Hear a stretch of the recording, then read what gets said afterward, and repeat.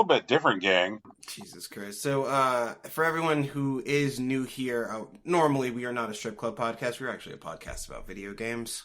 My name's Rocky Hardy. This is Brian Cartwright. Tegan Somerset is not here, but you probably already knew that. What, you mean because of the extensive strip club discourse? Oh, yeah, of course. Clearly. Absolutely. Yeah.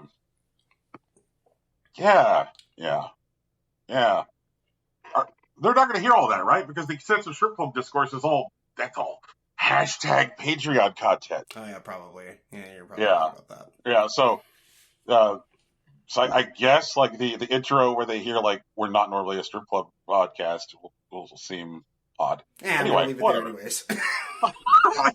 Like, who's going to stop me, right? Like... You hold all the power. You're the one taking people for chicken salad now. Oh my god, I'm not doing that. I would never do that to you all. I hope you guys know that. I would never trick you guys into going to a strip club to eat chicken salad, no matter how good they told me it is. I don't care if there's walnuts or grapes in it or whatever the fuck. Like, oh my god. It was fine. Jesus. Rocky, I'd like to make a disgusting confession. I'm listening. If you look at the show doc, you'll see a word. Is it Hearthstone? That's the one. Okay. I'm back on it. Sure. I'm back in deep. I had been trying to stay away because of, like, my feelings on Activision Blizzard. Right. But I was just like, man, I felt the call and I couldn't stop it. And so, like, I don't know. So, hey, everybody who's listening, am I a bad person? Vote now on your phone. Also, if you look carefully at your phones, well, you can say that Brent is a bad person or not a bad person. You also have the option to say that he is a disappointment. Ooh. And if you really want to go, you can say I am a disappointment and a bad person. You can highlight multiple options. Yeah. You were not limited to selecting one ball. I think the thing that really sent me over the edge was there was an announcement for a new CCG this week on Monday. Okay. Marvel Snap. Oh, yeah, the new people that were working on it. Not the new people, but the people from Hearthstone. Right? Yeah. We have known for some time that... Second Dinner, right? Second Dinner, okay. Yep. We have known that whatever Second Dinner was working on had a Marvel license, because when they got the Marvel license, like, there was an announcement that they got the Marvel license, and we knew that whatever it was gonna be a CCG because of, like, the way that studio was staffed. Like, there was so much, like, former Team 5 from Activision Blizzard that went to that studio. Like, when Ben Brode and Young Woo left, like, they definitely took a lot of the top talent from Team 5 with them. And I was sitting there watching all the stuff about, like, Snap, and I'm like, oh my god, this game looks like so much fucking fun, and I cannot wait to play so much Marvel Snap. Like, I am so hyped for Marvel Snap. Okay. But I was like, man. But in the meantime, I was like, I gotta. And so I've been dipping into Hearthstone. I've been doing two things, really. One, I've been playing Standard, because they introduced a couple new, like, things that are interesting with their most recent card rotation. One is a thing called Colossal Minions. Okay. And Colossal Minions are minions that take up more than one spot on the board. That makes some sense. And they also introduced a new keyword called Dredge. Okay. And what Dredge does is it lets you take a look at the last 3 cards at the bottom of your deck and pick one of those 3 cards and put it at the top of your deck, so that way the next card that you draw will be the one that you dredged from the bottom. And it's a neat thing, because it's not like, say, Discover, which puts a card immediately in your hand, or it's not like, say, Draw, which gets you to draw a card blindly, where you're just like, say, like, give me whatever's next. Like, so this is pick the thing, but you still have to live to draw it. It's interesting because it's showing you whatever the bottom 3 things are in your deck. And let's say, like, one of the things which is, like, key to your strategy is one of those bottom 3 cards. but you don't necessarily want to play it right now, or you don't have the mana to play it right now, you still know that like if you don't dredge this thing, it is one of your bottom three cards. And so if you're playing against like a tempo or an aggro deck, it might be smart to just dredge that thing and have it sit in your hand, just so that way you will have it when you need it. But that still means that essentially, like, if that's what you do, that your next draw is going to be like a dead draw. Like you're going to say like, okay, I want to have this thing when I need it, even though I don't need it now. And so I'm essentially saying like I want my next draw to be useless. So it's like dredge makes like some unique decision making. Like, do you dredge the thing which you need immediately, Mm-hmm. or do you acknowledge the fact that like, oh, okay, like I will need this thing at some point, so I should dredge it. Lots of like risk reward with dredging. Dig it. All right. A lot more mechs in this expansion. They've added a new tribal keyword. Like, previously we've had like dragons and mechs and demons, quill boars, but they added nagas as a tribal keyword, and like there's a lot of interaction between like casting spells and playing nagas. Like there's nagas where like if you played a spell while holding this naga, then draw a spell if you play this naga, and things like that. Mm-hmm. It's been fun, but I definitely do feel like a bad man every time I play it.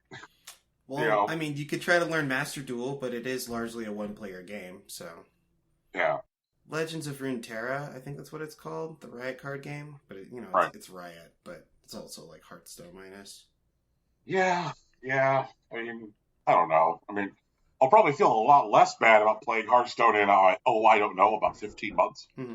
Or whenever the FTC is done with their examination of a potential acquisition, so that acquisition can go through. Yeah. And I also had one of those, like, throwing a starfish back into the ocean moments where I was like, am I actually changing anything with the time that I wasn't playing Hearthstone? Was that affecting anything other than me? Well, in the micro, maybe no, but in the macro, Right. likely.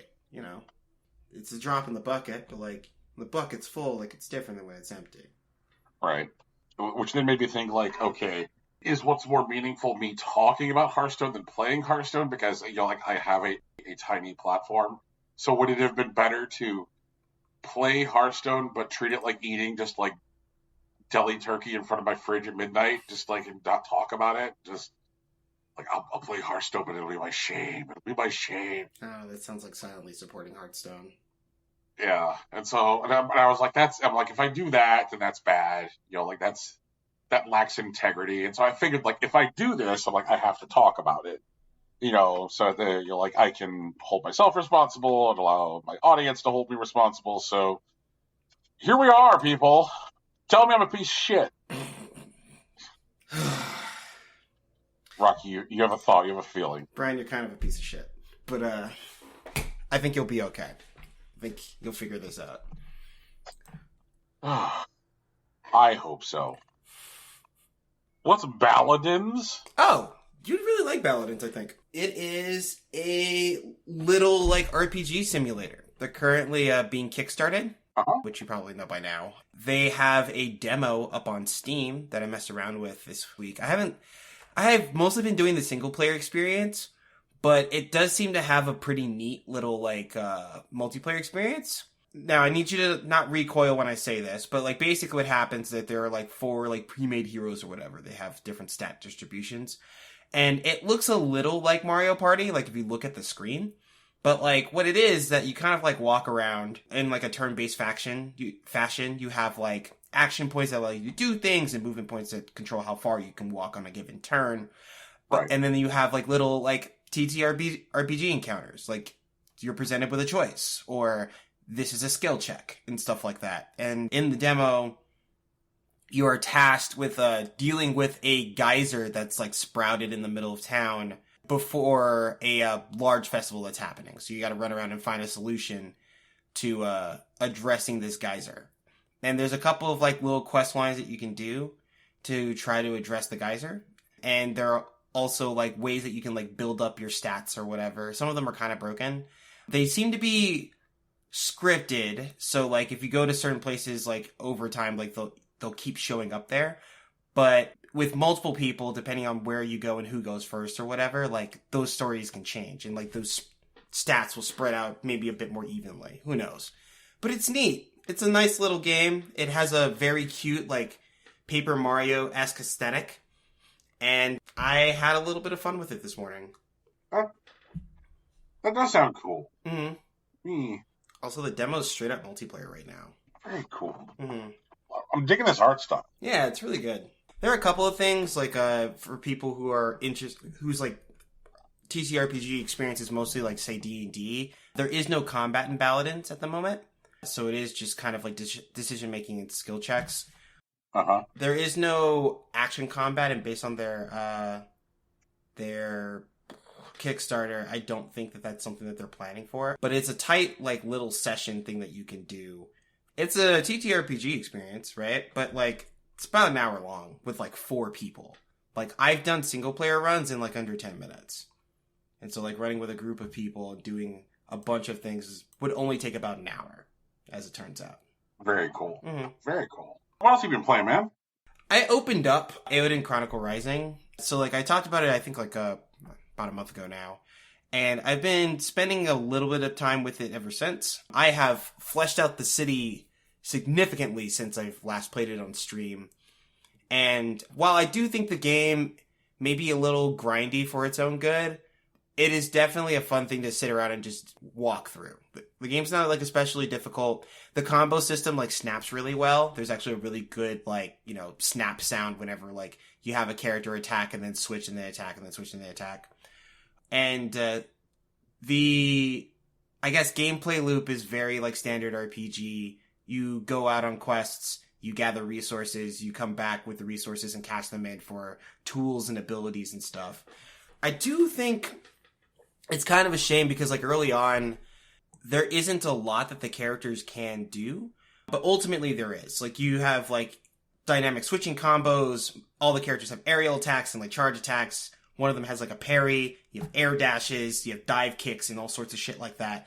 But that's all locked behind these kind of, like, fetch quests that, like, you unlock over time. And so, like, if you're not into the fetch quest or learning about the characters or talking to these people, it's probably going to be really boring for a very long time, which is a bummer. But, like, once the juices start flowing, they really start going. It's cool.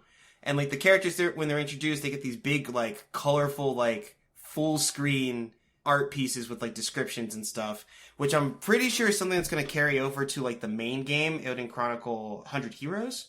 Also, I guess my perspective may be, like, a little different than, like, people who are just getting into it. Because I backed the project, 100 Heroes, and when they offered a companion game and it was like $7, I'm like, yeah, sure, I'll give you another $7 for a whole other experience.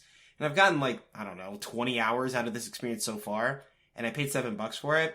But I know, like, the game is currently retailing around $15-20. And for people who aren't already into, like, the, like, dense, text-heavy RPG stuff, they may not be super excited about it.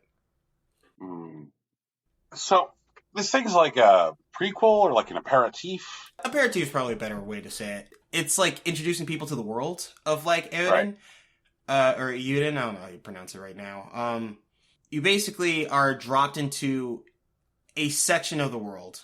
And, like, what you have access to is a single village, a couple of dungeons, one of which it's, like, really sprawling that has, like, the unique tool that, like, is talked about in the Kickstarter, which is these rune lenses that seem to be processed souls into an item that choose users that give them access to, you know, significant magical power. Right. That's what it seems to be.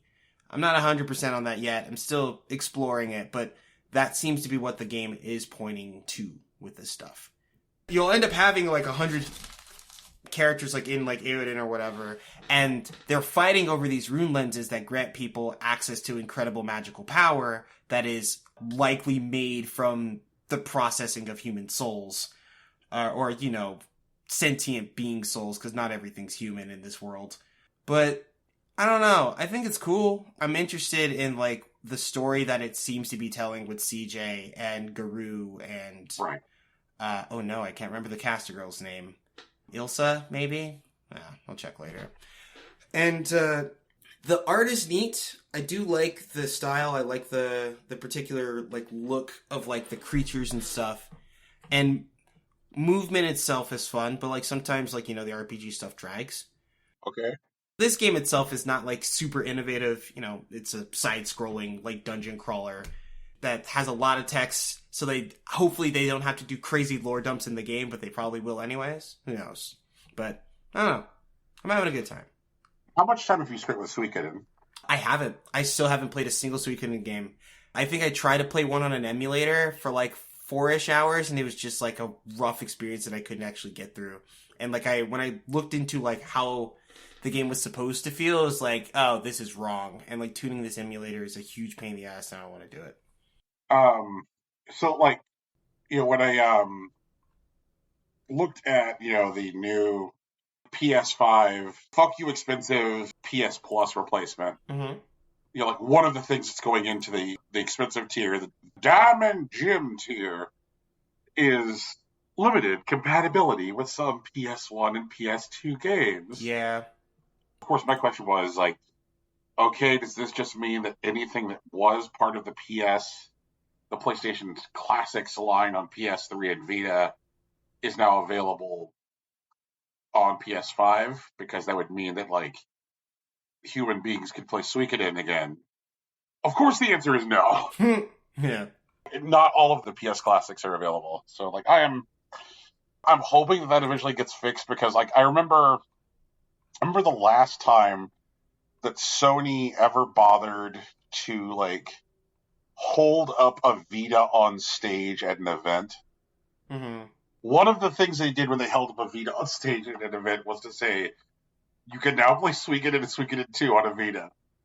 And like at the time, like it was already like a 20-year-old game, and people like flip their shit like, oh yeah, man, I guess I can play Suikoden on the bus now. And it's that kind of game. Yeah. Like there hasn't really been anything like it now for years.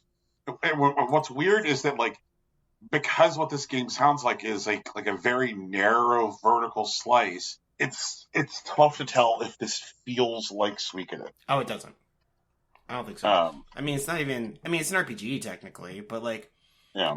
Like, the gameplay itself feels more like... Maybe something more like Castlevania, but, like, with a village. Man, that's weird. Yeah. That's weird. Mm-hmm. I agree. Especially considering that they, like, pitched themselves in the Kickstarter as Suikoden. Oh, no. So, like, 100 Heroes is going to be like Suikoden. But this isn't 100 Heroes. This is the companion game that like they announced that they realized they had the resources to do when they were planning out the Kickstarter. Man. Have you been playing other video games? Yeah, man. I've been playing a shit ton of Nintendo Switch Sports, dude. Didn't you play that on the stream? Yeah. Like, how did that go? It was cool. People seem to vibe. I apparently got into it. I was playing a lot of stuff. Now I've unlocked ranked for 3 different sports. I've unlocked ranked for tennis, for chambara, which is just like kendo, and volleyball. I've been playing the shit out of volleyball. I love volleyball. I think it's really cool. I think there's a surprising amount of strategic depth into like its very simple like control scheme, which is fun. There's still things that I'm learning about it, which I also am really enjoying. Chambara is like, I like it. I like the idea of like swinging swords and whatnot. I don't feel comfortable yet with like some of the things, because I know like, for example, one of the things about Nintendo Switch Sports that Wii Sports also did is that like they tell you just enough for you to actually start playing, but there's definitely a lot of information that is like surfaceable that they don't tell you about. Like, for example, when you learn how to do the kendo thing, they tell you that you can do vertical, horizontal, and like diagonal slices, and you can block each of these strikes like also as well. But they don't tell you that you're able to thrust as like a different attack. It's still intuitive. It works the exact way that you would think it does, but like it's something that they straight up don't tell you. Right. Also, like you're generally playing like 2 out of 3, and like your goal is to knock your opponent off like the stage or whatever. But if you end up in a situation where, like, let's say you tie one of them and then you win 3, or, like, you win, like, 1 each, or, like, you end up with some sort of tie, however the configuration may be at the end of it, they basically put you into, like, a sudden death match where, like, not one swing, but, like, basically a good counter will like get you knocked off the stage. Like it basically like removes like the outer like circle as if like all you have is like the center circle of a Pokeball. And that's pretty cool. Tennis actually has all the spins and stuff, and there is like a timing for a much more precise, like powerful serve. Right. That's stuff that like they tell you like in like the in between loading screens, but like, you know, it's tennis. You throw the ball in the air and you swing the racket. And like there's a timing where like earlier shots will like go across from you and later shots will go wide. But like that's all you really need to know how to play. But like learning how to play well requires like a bit more like management and like precision, which is cool. And then fucking volleyball, they're like you can definitely like get like perfect timing where like you can spike or whatever with like maximum speed or whatever. But you can also aim your spikes, you can aim your serves. You're able to call for a quick where if you jump before the set, like you can get a faster spike off from like the back line. You can do things like delay your block or position your block not only like left or right, but also technically vertically to like create like more intense like one touch situations or even fully block like really powerful spikes. And you can actually choose to like forfeit the powerful spike to just lob over this perfect block. Like there's a lot of like give and take in this that like isn't initially like shown to you in the game. And I think that's really cool. I'm having a lot of fun with it. This kind of reminds me that there's a thing which has kind of been in the zeitgeist in the past week that I wanted to talk with you about, which is multiverses. Okay. I've seen like two very different, firmly held beliefs on multiverses on the internet in the last week, which are people saying, fuck multiverses, and then people saying, like, multiverses seems neat. I'm all on board with multiverses. Sure. And, like, I wanted to get your beat on it. I mean, it's a video game, you know? And it has a big audience, so obviously it's going to be polarized. That's just how it goes. And it is a fighting game that is largely a single, like a 1v1 experience. So what that means is that there will be people who will find difficulty breaking into fights without, you know, significant investment or even with significant investment. And then there will be people who are very good at it very quickly because they understand how they work. But there may be some things that appear really strong. Like, for example, like Taz apparently has a very cheesy strategy that like isn't intuitive to fight against. So like a lot of people are having trouble with it. But there are people like Sonic Fox who straight up says, I'm having trouble finding punishes in multiverses. Like, I'm not sure how to punish people who simply act randomly. I don't have a tool for that. And like, he's one of the best fighting game players in the world. And like, he doesn't have like a starting point yet. He hasn't figured it out. And like, there's a lot of like really quirky things that are cool that are going on. Like the fact that like Velma can like basically make the entire screen fuzzy when she loses her glasses. And the fact that, like, you know, Batman and Shaggy from the Scooby-Doo series are both, like, memes that, like, could be potentially equally strong on any reasonable tier list is a fun idea. So I hope people continue to play the game as long as they continue to enjoy it. And I think there's a lot to be enjoyed about this game in particular. So I don't have doubts that that'll continue to happen. So, how do you feel about the Iron Giant discourse? Oh, I hate that shit. I'm still really fucking mad about it. But I don't like to spend a lot of time on it because like there's nothing we can really do about it. But the fucking fact that like WB is like, oh hey, we have a giant robot we can put into this game, despite the fact that its entire ethos was non-violence. We'll throw him into the game anyways and let him punch people and fire rockets or some bullshit. And it's like that's fucked up. Why would you do any of that? It's like you don't care about the product. And it's like, of course they don't care about the product. They just want people to play the game. All right. I have multiple layers of response to this and the Iron Giant discourse. Like, I think part of the reason that people take such specific umbrage with it is, like, I have a hard time thinking of a long list of movies better than the Iron Giant. Yeah, that's fair. What a fucking good movie. Probably one of my favorite Christ figures in fiction. I respect it. Yeah, like, when he says not gun, you just melt, you know? He's like, oh, not gun. So there's that layer of it, which is that the idea that, like, the Iron Giant, in stories about, like, the Iron Giant, should be treated with like a level of like Respect to the source material. Mm-hmm. Then there is what I like to call IP barf. Mm-hmm. Intellectual property barf. IP barf is not a new idea, but it's a more common idea. Sure, yeah. But like, I don't know. Where was the outrage 25 years ago when there was a video game where Link could punch Mario in the dick, right? Like, Link and Mario should be friends, right? If they meet, they shouldn't punch each other in the dick. You know, like, but here's this Super Smash Brothers game, and all of these characters who are ostensibly heroic are fighting each other. Honestly, I take umbrage with that. I have no expectation that Mario and Link should be friends, actually. I mean, at best, they're both top warriors from unrelated kingdoms. Like, maybe they're neutral towards each other, but they could very easily be enemies. Okay, alright, fair enough. I'll accept that. Why is Mario punching Luigi in the dick? You know, brothers fight sometimes. I punched my brother in the dick. I mean, I'm not proud of it. And, like, I don't know if I'd do it again, like, apropos of nothing, but I've definitely done it before. Why is Mario punching Dr. Mario in the dick? You know, maybe Dr. Mario is trying to be the Prime Mario. That happens. I mean, if you saw...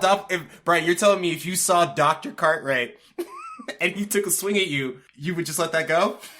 First, I would shout, "You think you're better than me." See, there it is. And then I'd say, "Pay for your fucking boat," and I would body him. Yeah, see, I feel like you're answering your own questions here, Brian. Okay.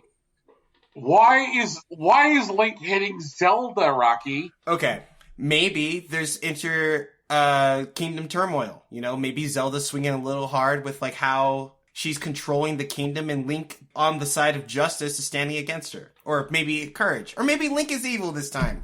Sometimes that happens, you know. Why is Samus hitting Zero Suits, Samus? Well, we don't know if that's really Samus. We just know that that's a suit. Fuck off, Rocky, fuck off. You get the Logan Roy of Succession. Fuck off, fuck off. Like, so, but I guess what I'm saying is that like this is IP barf, right? Mm-hmm. And I think that part of the problem is that like people have like set these like weird internal rules for themselves, saying like, I'm cool with this form of IP barf because this IP barf has been around since I've been a kid or a teenager or whatever. Like, it's cool that Mario and Bowser play fucking tennis together. Well, Nintendo did that to us. They definitely showed that they were like play acting more often than not than being true enemies. You know, this is one of the reasons I will entertain the idea that like Mario, Bowser, and Peach's relationship has always just been a weird sex thing. Sure. And they certainly didn't quell any of that conversation with the fucking ending to Super Mario Odyssey, did they? But as there have been more video games which have kind of like entered into the space of IP barf, eventually, once we got to the modern, dour, joyless world where everything must be thoroughly over-explained, you're like here in the post-Harry Potter, post-Twilight world, where everything has to be over-explained and make super amounts of sense. And people are like, why is the Iron Giant a gun in this game? He says no gun. And I'm like, okay, look, I have two thoughts. One, like, what we have here isn't like an Iron Giant video game or an Iron Giant movie, which is trying to tell like a cohesive, consistent narrative story set in the world of the Iron Giant. What we have here is IP barf. It's IP barf. IP barf has always been IP barf. I guess that's how I feel about it, if that makes any sense. Okay. I know people like lost their shit in like Ready Player One. Mm-hmm. When Ready Player One came out, when the trailer hit for Ready Player One, and there's like the Iron Giant swinging and punching and doing a fighting, they're like, oh my god, like there's the Iron Giant doing a punching. I'm like, yeah, but this is Ready Player One, and like Ready Player One is like being presented to you as it is IP barf. Mm-hmm. It's IP barf the movie. IP barf : the movie. Right. Yeah, and so like in these situations, I do not care because all they want us to do is like jack off a little bit and go like, yeah, familiar property, I like that. Yeah, familiar property, you sure are familiar. Yeah, but the problem is that like that negative reaction is definitely like a particular backlash. I'm sure there's someone at WB that's decided whenever we don't have a giant robot, but people like buying giant robot toys, who really watch the Iron Giant, let's have him punch things. They've been doing that for, I don't know, about 7 years now. And I don't know how much that's affected their bottom line, but it's enough for them to not stop in the face of the backlash, right? And like, I feel like, especially with games that are supposed to have like longer tails that like you want to interact with, like people are either going to keep yelling about the Iron Giant in multiverses, or they're going to stop and like they're not going to care. Like it's just going to be like a low played character or whatever. I would like to talk to an Iron Giant main in multiverses to see how they feel about it. But I'm pretty sure it's just going to be some kid who's never seen the movie. And, like, that's fine. Like, I get it. That's probably exactly what WB wants.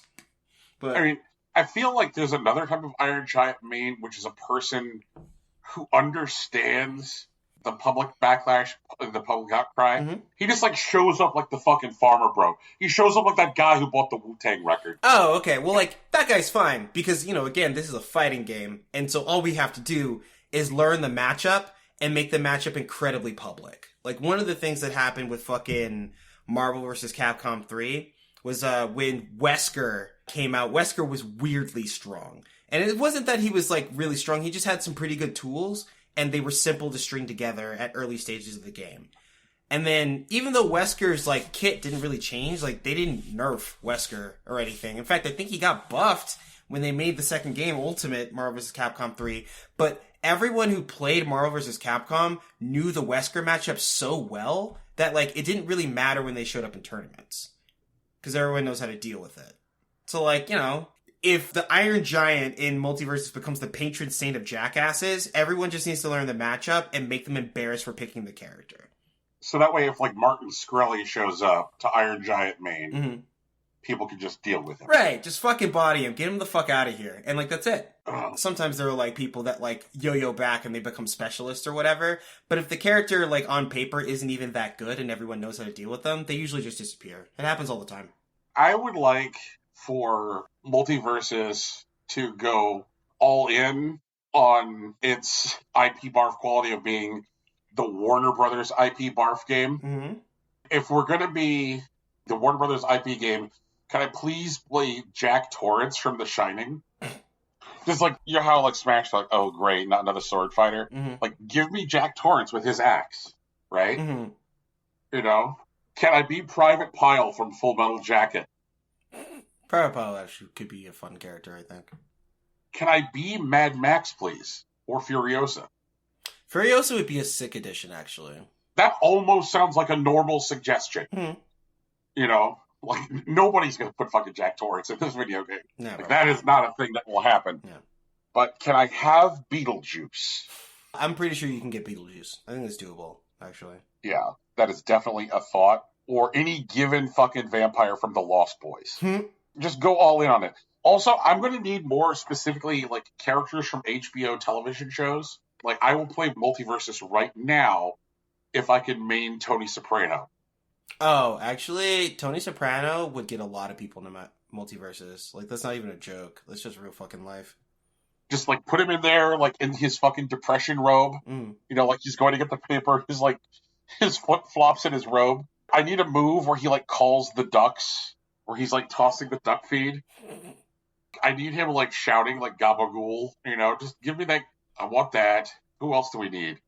Do we need Larry David from Curb? He'd never sign off on it. He would demand that he owns fucking Multiverses before they put him in the game. Oh, no, this is a guy who did a fucking ad for NFTs on the Super Bowl. Yeah, I know. Like, they paid him a lot of money for that. Do we want a Robot from Westworld? Would a Westworld Robot be a good fit? People still watch that show? I think I'm the last one. Hey, sometimes it'd be like that. Yeah, like, I definitely, when they put out the trailer for season 4 starting next month, I definitely, it was like, hey, Brian, Westworld's back. I'm like, yay! I'm happy. Aaron Paul is on this show now. Do we need a character from the fucking Game of Thrones? You know, that's a fine Warner Brothers property. Arya Stark was a launch character, Brian. Wait, really? Yes. Did you miss that? I did. There was a whole thing. It's like, after the announcement, like, the day it happened, there was a huge Twitter blow-up about people saying that, like, Arya Stark could never beat Batman. And they yelled about it for days. Does she play like Shang Tsung? Because if she doesn't play like Shang Tsung, then the whole game, like, there's no point. I think she's like closer to like she plays like a dashy like assassin. I think she has an air dash. She has like a dagger throw like that's also aerial.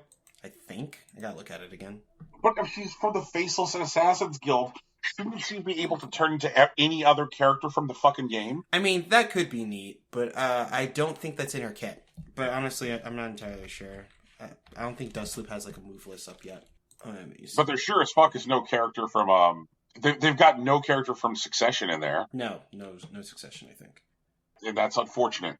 The joke I made about Multiversus with the Impossible Coin account was let me play as Greg from Succession. Right, yeah. Yes, please let me be Greg. I want to, like, sue Greenpeace as Greg in Multiversus. Jesus. Or Danny McBride from Righteous Gemstones. Like, there we go. Like, that's... Oh, she does steal faces. Hold on. Where is it? Face Stealer. She grabs a fighter to steal their face. When she has a face, press the input again to send a shockwave that stuns enemies, while Arya does a taunt disguised as that fighter. Taking an ally's face has a cooldown. Yeah, it's her neutral bait.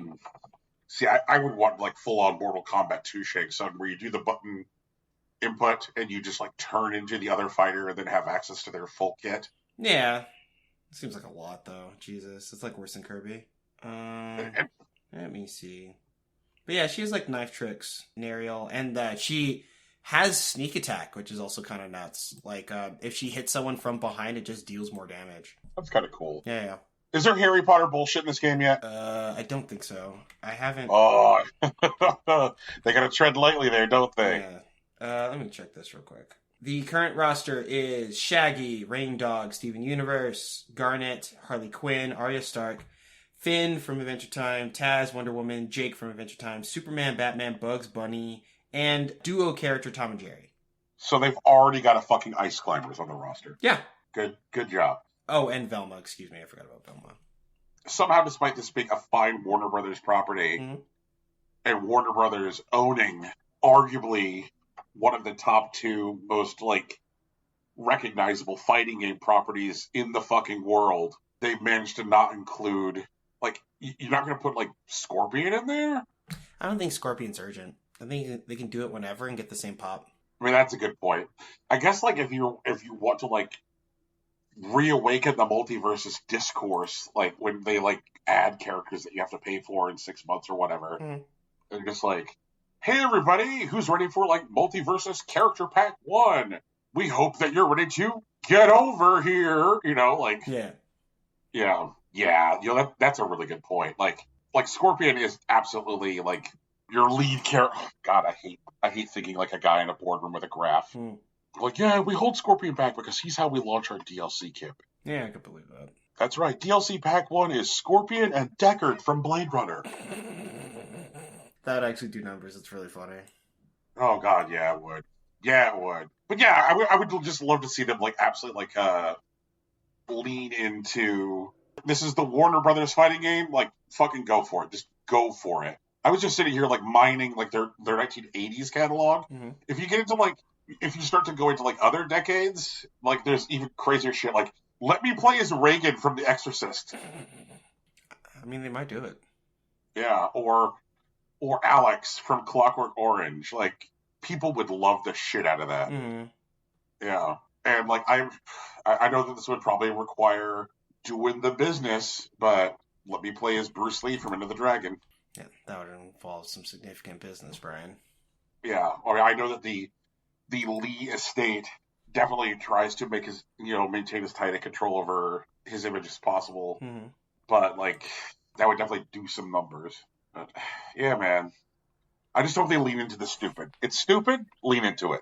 It's IP barf. That's why I don't care about Iron Giant, but I would need them to lean further into the dumb. I mean, okay. Do you think it's primarily one-on-one because that's what the FGC, like, seems to prefer anyway? Like, I never see any FGC, like, Smash Brothers fights which are anything other than one-on-one, despite the fact that, like, the game is ostensibly designed to support, like, shit tons of people knocking each other off platforms. Like, do you think it's primarily one-on-one because of the FGC?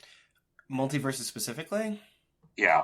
Well, yeah. Like, they're trying to sell this game to people specifically. I do want to say that doubles is actually a very long and storied format in Smash Bros. Specifically. You usually don't do more than that because it like leads to less competitive play, to be honest.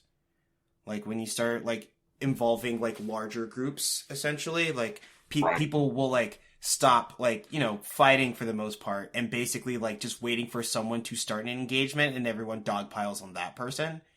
And so like no one wants to go for the first hit. And there isn't a meaningful way to like confirm off of a single hit anyways, so like they don't do it. But doubles definitely always been a big thing. It's played a little differently than it is like built into the game. Like for example, friendly fire is on and like it is both useful and dangerous at the same time. Like being able to hit your own teammate also allows you to like give them their jump back or like even allow them to escape certain combos. Right. But Multiverses being like mostly one-on-one just seems like it's made for the people that are going to play it. Interesting. You been playing anything else, man? Oh yeah, I've been playing Loop Hero. Loop Hero's fucking terrifying, dude. Have you played this game? I have played this game. It is fucked up. It is also surprisingly deep, which I really enjoyed. Like, I figured out pretty early that if I just keep making 3x3, like, mountains or rocks or whatever, I actually start spawning more enemies onto the field that I don't actually want. Yeah, yeah. But, like, playing around with the sequence of, like, creating groups of mountains that are still adjacent but don't actually complete into full mountains was interesting. And so, like, I started creating, like, ecosystems of, like, mountains and meadows, and like meadows next to other things actually improve like the health gain and whatnot. And so like it's like not really an idle fighter, like it's actually like a pretty neat like RTS in a way, which is cool. It feels like a genre hybrid. It is a genre hybrid. Yeah, I wouldn't say that like it would be out of place to say that like it's the way like its tiling system works, because like at first I felt like this feels a little bit like a oldish shit RTS, but I'm like but the way you place things feels more like an old city builder. Yeah, also like that. Yeah. But then also, like, there's like this whole like significant like passive element, which is just based on like repetitive action, which feels like fucking cookie clicker. Yeah. You know, like it's just like it's so satisfying. It's really interesting. Are you doing it on the PC or Switch? I'm playing on PC. Okay. And I beat Sans from Undertale. It only took me 3 tries, which was nice. I did it... Oh, no, wait, hold on. I beat Sans from Undertale twice, and I've won... Like, the first... It took me twice to do it, like, on the initial class, like, Warrior or whatever. It took me about, like, 3 tries to do it with Rogue. Rogue is neat. I just recently unlocked Necromancer. I'm not sure what, like, continuous clears are going to get me, but, like, every time I beat Sans from Undertale, I get more information about how this Lich is just trying to avoid heat death, but also he kind of destroyed the universe. Wow. And it's neat, it's cool and whatnot, but it's just every time I read some text from this game, it's just like, oh fuck, what are we doing now? And that is something else. It is cool though. Yeah, it's a great indie game from that small publisher, Devolver Digital. Yeah, we're not doing that, okay? Like, I mean, it's definitely made by colossal publisher powerhouse, famously named billion-dollar company Devolver Digital, but it is cool. Yeah. Like, it's a good video game from people who definitely had the money to make something great. Yes. Yeah, one of my favorite AAA games from last year. That might be the best Devolver joke I've done yet. Yeah. Man, speaking of AAA video gaming, you want to talk about the news? Yeah, sure. So what's going on with EA, Brian? So, EA. We have talked, like, there has definitely been a vibe going on in the world of gaming. 2022 is definitely big buyout year, and this is hot buyout summer. I think we definitely knew, like, shit was going down when, like, Microsoft fucking bought Activision. Right. And then, you know, like, what else did we get? We got, like, the really expensive, like, Bungie buyout, when, like, Sony bought Bungie and, like, spent more than $1 billion on Bungie. Mm-hmm. And there was, like, the Zynga acquisition, like, and the Square selling all of its Western holdings to Embracer. There has been a lot of, like, shuffling the deck chairs in video games in like the last several months. A lot of it has been about like consolidation. Like, and one of the things that we've been talking about is how like Ubisoft is looking for someone to buy them, and turns out that Ubisoft is not the only bell at the ball looking for a suitor. Like EA has also registered at iwouldlikeasugardaddy.com. Well, yeah. So it looks like EA is currently in merger and acquisition talk. They are pursuing a buyer. Mm-hmm. And apparently the furthest they got in talks with anybody was with Comcast, / NBC Universal. Right. So, like, what Comcast wanted to do was to merge NBC Universal with EA, like create like the gaming division of NBC Universal. All right. And apparently the sticking point was over price. Mm-hmm. There was a merger plan, but the number wasn't right. Okay. And EA has been in talks with, like, they have sat down with multiple, like, interested parties. Also, I need to mention that there are folks in this world who speak for Amazon, mm-hmm. and folks in this world who do not speak for Amazon. Mm-hmm. Which one are you? I do not speak for Amazon. Okay, for sure. Got it. Yeah. The companies that have sat down with EA over an acquisition include Amazon, Apple, Disney, and NBC Universal. I think that that's a very interesting list because we've talked on this show before about how, like, the average gamer bro doesn't understand the business landscape where their hobby happens. Right. That, like, when they think about, like, who is gaming, they're like, bro, gaming is Sony and Microsoft and Nintendo. Well, no, it's not. And there are platform holders, and then there's people who would like to aggressively, like, skip to the head of the line through business moves or strengthen their position through business moves. And there are, like, some of these companies could definitely, like, significantly change their position in the landscape by acquiring EA. Mm-hmm. I'm just sitting here fucking thinking about a world where all of a sudden Apple has access to EA as, like, their in-house first party. That's pretty intense. Yeah, isn't it, though? Jesus Christ. That's a lot. I don't think they're going to do it, though. Yeah. Honestly, because, like, I know at least these companies that are listed here, NBC Universal / Comcast, Disney, and Apple. Yeah, Amazon was in a different paragraph I didn't pull out directly. But yeah, Amazon is also on the list. Okay. But, like, yeah, with the exception of Amazon, I guess. Right. These other companies, they definitely have the money to make this deal.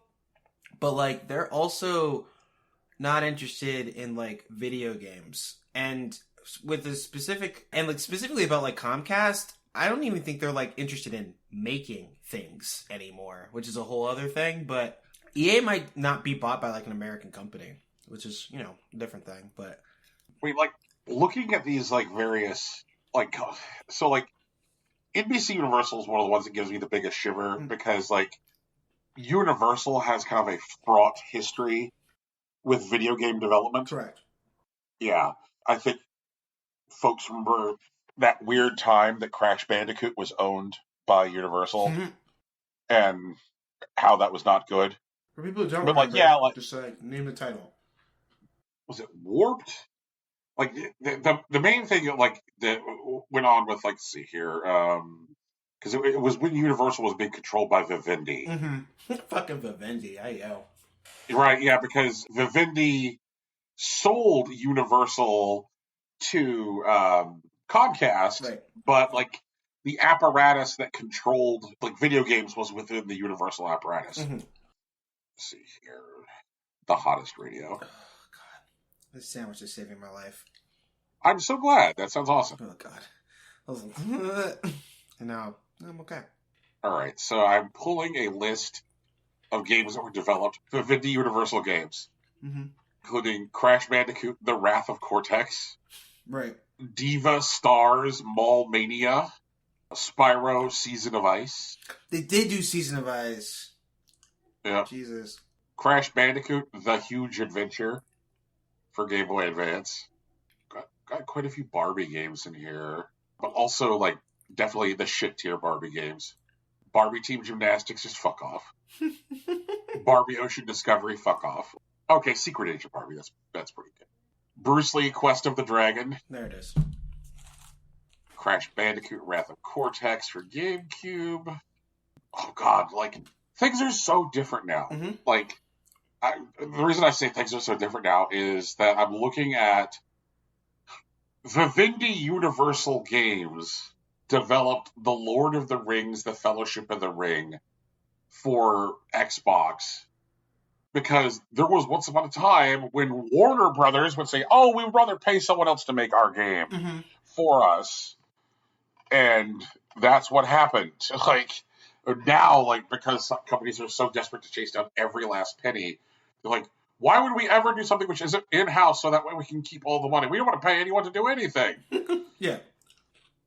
Spyro Enter the Dragonfly. Crash Bandicoot Entranced. Oh, yeah, they definitely ran Crash into the ground. Mm-hmm. And so I guess moving on to some of these other suitors for EA's attention, like, it's very obvious that, like, Disney hasn't necessarily been as happy as they could be with EA. You know, like, we know that they are not renewing their 10-year exclusive agreement with EA for The Star Wars license. Star Wars games, because like there's all of these Star Wars games which are supposed to be from other companies which are scheduled to happen, you know, after that agreement ends.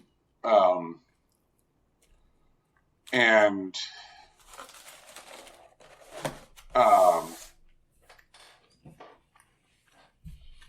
like EA's gonna miss that money. There's no way they aren't.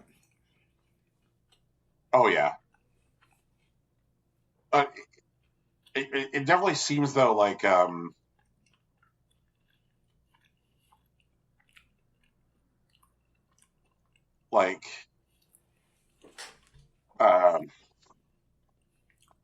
benefit that Disney could have to that is like having more direct control over those studios. Like, sure. Like if part of the problem that like you know, like Disney had with EA was that like Disney properties weren't getting prioritized in the way that they wanted. You know, like they could definitely get more of that by like just outright owning it and being like, all right, guys, no more EA originals. Like, you're working on a Marvel game, you're working on a Star Wars game, you know, like you're working on another Avatar game. Yeah. So like,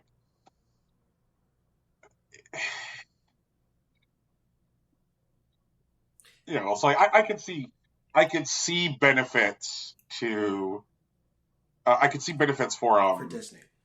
For Disney. Yeah. Like Apple, I think the benefits are obvious. You know, like what like we know we know that it is a reality that like Apple has had like a traditional video game controller like which has finished development for years.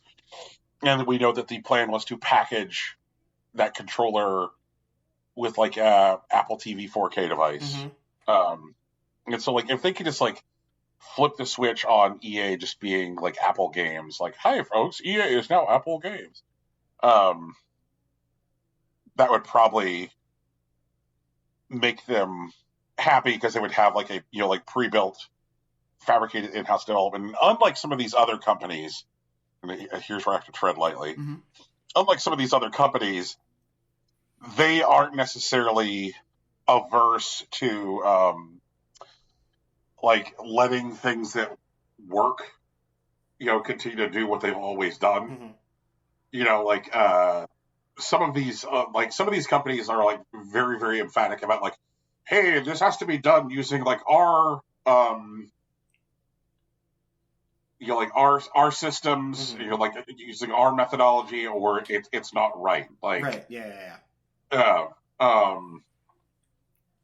And like that's not a thing that that Apple necessarily does. Like Apple's happy to absorb, you know, like a company and just like let it continue to operate like the way it has. Right, as if it was still independent. Yeah. So like like but I can also see them like being risk averse. Like they definitely have. Apple is a company which is in need of its next big hit. Um, so a big outlay, like a big cash outlay, which doesn't necessarily instantly translate into like market dominance, might not be attractive to them. I wonder like how far those talks got with them. Mm-hmm. Amazon, like now I have to be really fucking super careful. Amazon has been trying actively to, um, better its position in the market. Mm-hmm. They've got Amazon Luna for streaming games, and they, um, they've also got like Twitch. Like there's a whole bunch of different ways that they could leverage EA as an asset. Like I just don't know. But one of the things I will say this, and I just say this, strictly as an observer of the industry, I can't remember a time when like the business of the industry has been more interesting, Rocky. Like the way the industry looks right now versus when we started this podcast like 5 years and change ago is like radically different. Absolutely. Like it isn't. Yeah. It feels like a very, very different space. Well, I mean, there's definitely a lot more money involved, like over that time. Yeah. And there are new strategies and new competitors. I understand the shift. It totally makes sense to me. Yeah. Yeah. Where do you want EA to land?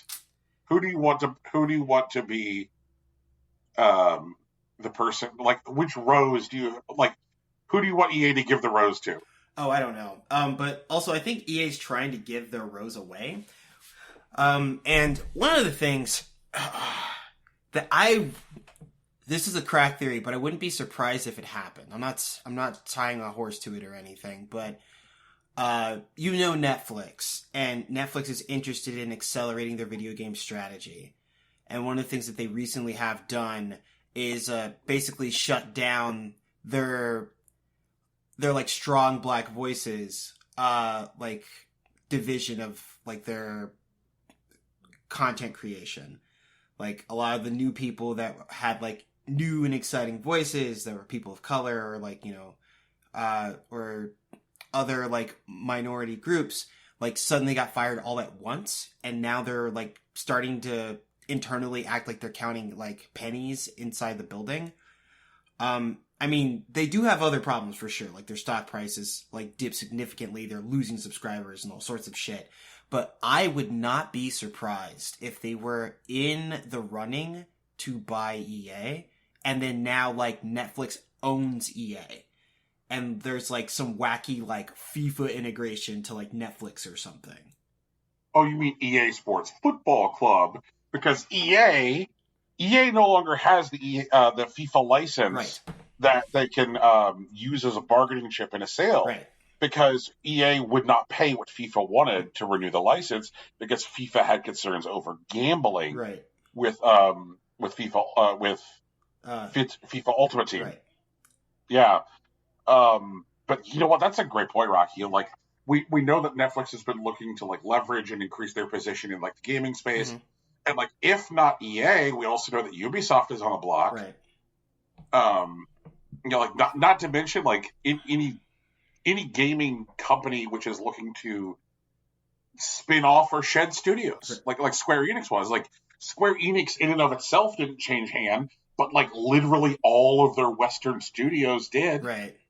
Like it's fucking nuts. Like it's like Square Enix is now like 40% of their former size because like over half of their studios were Western studios. Mm-hmm. Like that's a big fucking deal. Like they Square Enix slimmed down a lot by getting rid of that stuff. Yeah, So like, yeah. So I could definitely see like when I think about how like say Sony has treated Bend Studio over the last several years, like treating everybody who works at like Sony Bend like they're an asshole. Mm-hmm. You know, like they put out that game Days Gone. Yeah. You know, where like internally everybody was told like this game is a failure. This game is a failure. Like Days Gone was a giant flop. By the way, Days Gone sold 3 million copies. Right. And then Ghost of Tsushima sells the exact same number of copies, and like everybody at Sucker Punch gets like a bonus, and they're lauded for like their excellent sales and the excellent quality of like. We know that the people who work at Bend feel burnt, and that like it has been like top down at Sony to like shit on Bend Studio. Like, so could I see Sony like selling Bend? Sure, yeah. Especially like if Sony's looking for like maneuverability that allows them to like acquire stuff that they think is going to like better navigate the market, like buying Bungie. Mm-hmm. Like there's a lot of movement going on right now. A lot of movement. Like it just like I am not convinced that like we'll be talking about like who is a platform holder and who is a major player in the same way, like even like 6 months or a year from now. Like it's fucking nutty to think about like this story about EA. You know, like one of the major things we had to talk about is like fucking Comcast.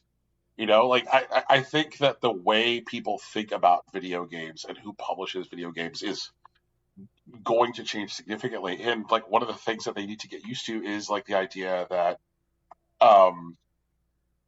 one of the largest video game publishing companies out there, which is now not controlled by another like conglomerate, is Devolver. Mm-hmm. Right? Like, because like Ubisoft is like, please large publicly traded conglomerate bias. EA is like, please large publicly traded conglomerate bias. Like, Embracer is a large publicly traded conglomerate that just keeps on absorbing other studios. But like video game companies, even if they are publicly traded, that are just purely video game companies, are like increasingly rare. Like Microsoft has its thumb up every ass. Mm-hmm. Sony has its ass, like its thumb up some asses. You know, like it's got a movie studio, it's got a music label, it makes mediocre televisions. Like Nintendo is a video game business, right? Devolver is a video game business. Like there are increasingly less companies that are video game companies of scale. True. Yeah. I guess there's Valve. I mean, there is Valve. Yeah. Which is, and Valve is an even more mysterious fucking player, because how is Valve different than Nintendo? How is Valve different than Devolver? How is Valve different than all of these other companies that we talked about? Valve is entirely privately held. Mm-hmm.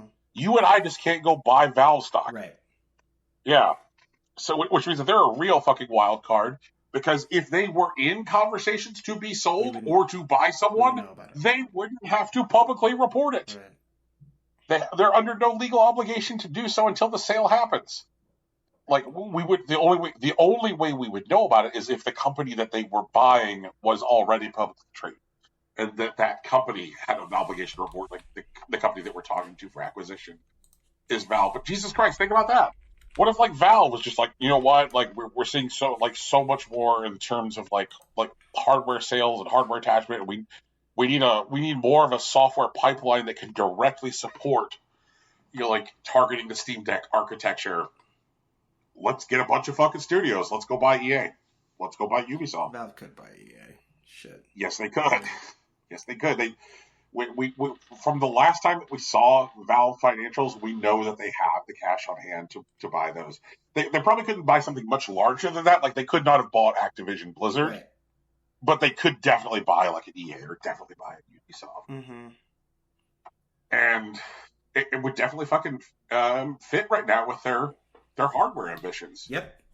God, I don't think, man, they might really stay this time, but I don't know. It's been nuts. Like following the news of like the Steam Deck updates week to week. Mm-hmm. like they're hitting all of their delivery targets as far as like people actually getting decks in hand at the time that they ordered, that they're due for. Mm-hmm. And the stuff that they've got going on deck right now is absolutely nuts. Um, One of the things that I'm most excited about that they've rolled out are not just controller mapping profiles, but performance profiles. Mm. So it's like, hey, do you want this thing running at 120 frames on deck? Just load this profile. You don't have to go in and do any kind of like weird wizardry yourself. Just load a performance profile that somebody else created. Like the last like load somebody else's controller mapping profile. Mm. Which is only possible because you're targeting a single consistent, like hardware spec, like across the entire ecosystem. And I'm like, can you imagine if something like Microsoft or Nintendo started allowing people like hardware level performance tweaking? Like, hey, maybe I don't need as high a resolution so that way I can hit like 90 frames on this game. Yeah. Because like giving people that option and making it easy is a real big deal. Also, people are like absolutely shocked at like how the Epic Game Store and itch just work on Steam Deck. There's no real wizardry which is required for making games purchased on itch or the Epic Game Store work, because they're exe files, which means that they just like run through the Proton compatibility layer, right. Which means like, hey, surprise, all of your Windows games are running just fine from itch and Epic. The place where Steam Deck is running into like having to do a whole bunch of additional bullshit is like people are like, oh, I can't wait to load up my my Microsoft Game Pass stuff because I'm a Game Pass subscriber. It's like, whoops, so much stuff on the Microsoft Store are UWPs and not exe files, Right. which means that like they don't work with the Proton compatibility layer. So sorry if what you wanted to do was like download Halo from the Microsoft Store because you're a Game Pass subscriber. You can buy Halo pretty easily from the Steam Store and it'll run just fine. But if you want to run free Halo with your Game Pass subscription, now it doesn't quite work right. And like it's interesting to see, like, as the install rate for the Steam Deck climbs higher and higher, I'm seeing more and more Game Pass subscribers complaining publicly about like, I just want to play my Game Pass on Steam Deck. Like there's so many different ways I could see things moving around, like as far as like the business end of this industry, as far as mergers and acquisitions in the next year. Like we haven't even talked about the idea of like potential nightmare scenarios, like what happens if Valve buys EA and then 6 months later Microsoft buys Valve? I mean, yeah, that could happen. Like it is some Phantom Menace. There is always a bigger fish shit out there. But let's talk about something which isn't that. I want to talk about this story because I think this is something else which is going to prompt a fight. Okay. So TikTok, which is owned by ByteDance, is planning on adding video games to the TikTok app. Okay. You will launch the games through the TikTok app. It is already testing this in Vietnam, and it is going to roll it out to more Southeast Asian markets. Interestingly enough, the completely segregated version of TikTok that runs on Chinese iPhones has been doing this since 2019. Okay. But like this Vietnam test is the first time that it's been done on the like larger global access TikTok platform. So what does the Chinese implementation look like? It looks exactly like TikTok, but it just can't talk to TikTok global users. Like it's it is a segregated platform in order to comply with Chinese law. No. What I'm asking is, how does the game implementation on the Chinese app look?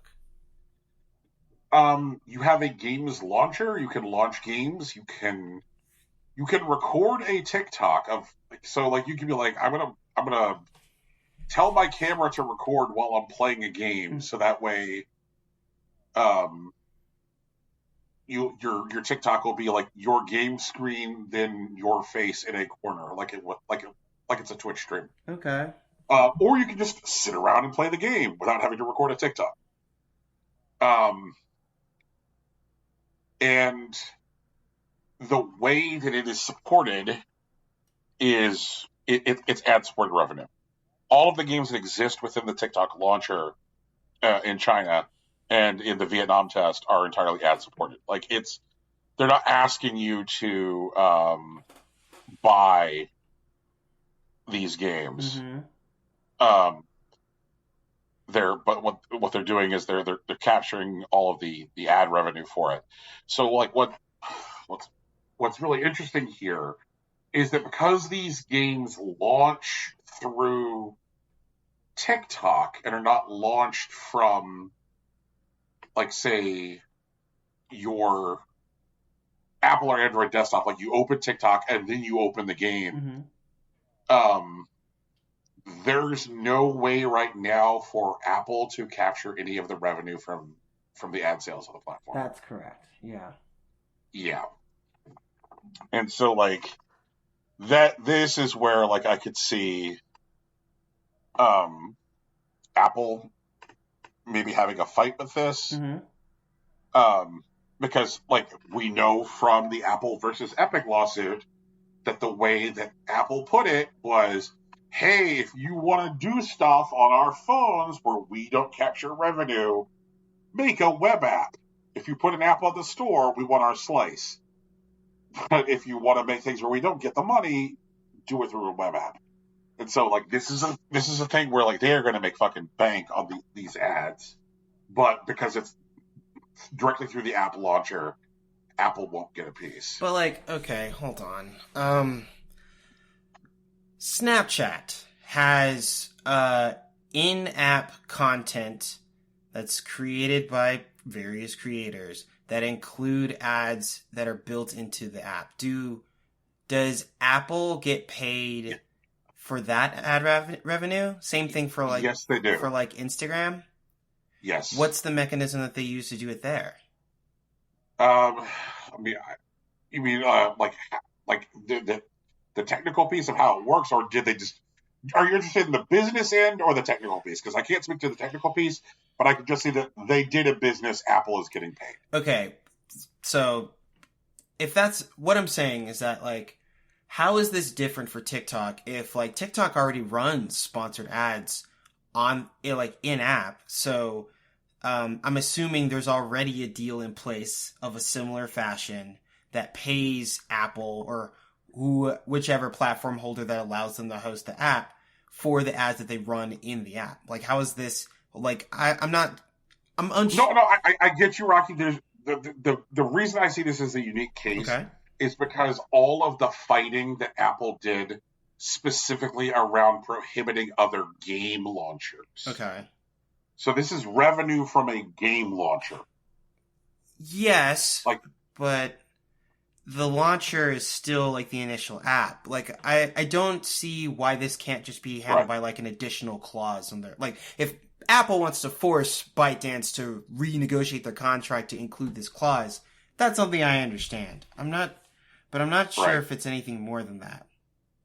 It's one of those things where you keep Fortnite off because you say Fortnite is a game, and then Epic says, no, Fortnite is a experience and a launcher. Mm-hmm. And then Apple says, well, we prohibit launchers. We don't allow game launchers. Okay. Yeah, that's right. And so, that's the story. Yeah. Yeah, I remember that. So this is where it's I'm interested in how this would interact with that, exist, that. This is a thing I could see coming up in the Epic versus Apple, appeal. Mm-hmm. Because if Apple says in the Apple versus Epic lawsuit, we don't allow game launchers, as part of their argument, right. and then allow, like, let's say they do go to ByteDance and they do renegotiate and they do allow it, Okay. then that is a game launcher on the Apple Store. Correct. And that's Yeah, contradictory to the stance that they held during the court trial. That makes sense. right. So, like, whether they do or don't do the business with ByteDance, it has ramifications. Mm-hmm. If they don't do the business, then like that's a huge deal because like TikTok is one of the biggest revenue generators for Apple with like their existing ad agreement. Mm-hmm. If they're like no games outside of your test, then like that's ByteDance is not going to be happy with that. Right. But if they do renegotiate, then it has ramifications for the appeal process for Apple versus Apple. Okay. Yeah, I get that. Okay. So it's one of those, like, either way, interesting things happen. Mm-hmm. Oh, yeah. Goodness gracious. Is that a show? Yeah, I think that's it for today. Yeah, it's a little light, but you know, Tegan's not here to carry her weight. She'll be back next time, I'm pretty sure. Oh, come on. Not here to carry her weight. Jesus. In any event, you guys know the drill. We're here pretty much every 2 weeks. You can find us wherever podcasts are found. And if you want to see us a little bit more often, you can find us streaming on Twitch on Tuesdays or Wednesdays, sometimes additional days. Or you can find us on social media. I'm on Facebook and Instagram. Brian's on Twitter. And, you know, say hi to Tegan on Tumblr. There's music at the beginning and end of this podcast, and it's produced by our friend Big Such. Big Such, we hope you're doing all right out there. We miss you. You can find his work at soundcloud.com/BigSuchNJ. And our logo is also a t-shirt. It was designed by Lauren Moran. You can find her on Twitter at Lauren Moran. Consider donating to her Patreon, because her Patreon has some good shit. She recently relaunched her Patreon, and there is some really good stuff in there right now. Ayo, what's on there? Her new Patreon has an ability to get commissions from her at really good prices. Okay. Yeah. You also have the ability to stack commissions if you want to do like bigger pieces or more complex pieces. Mm-hmm. And like again, like Lauren's an extraordinary artist who primarily does commercial work. Like we are lucky as fuck to have gotten her logo from her, because she's normally doing stuff like magazine covers and corporate logos. Correct. Yeah. But her Patreon, she's like, yeah, I've opened up some tiers which allow for commissions. Like, and there's a limited number, and so like get in there while the getting is good. And you know, we also have a Patreon. We've been spinning up our production lately. There's an anime episode that would have come out probably last week, depending on how my math works out. Also, there's a wrestling episode forthcoming. There's watch-alongs coming as well. And if you want to get in on some of this stuff, including, you know, the artisanal show notes about you know, bonus content that we've also been recording, you can check us out at patreon.com/impossiblecoin podcast. Don't go to patreon.com/impossiblecoin. We know that it's there. It is a trap meant to fool you. Do not get fooled. Oh, I have a Patreon aside here. Mm-hmm. A Patreon aside. So there was a piece of content that went up on our Patreon, called "It's a Silent Agreement." Right. Yes. And I want to say something like, not 5 hours, not 6 hours after that piece went up, I received a message on Twitter from a patron who I guess did not bust into our artisanal show notes and said, I'm going to need the link to that pottery. Got him. Easy. Yeah. And so I sent the link from TikTok. And TikTok fortunately lets you know whenever like somebody follows someone that you sent them a link to. Like it'll be like, so-and-so followed so-and-so. So I will leave it at so-and-so. So-and-so followed Peanut Pottery. And I was like, all right, yeah. I'm out here with like the bespoke experiences. The new spiral I've fallen down on TikTok, by the way, is lady drummers. There's a whole bunch of women out there who set up their drum kits. Oh, yeah. And then, the TikTok, it has it all. I mean, it's the internet, but like, you know, in short video form. What up? Yep. But yeah, that's us. That's the show, I think. Au revoir. Later. It's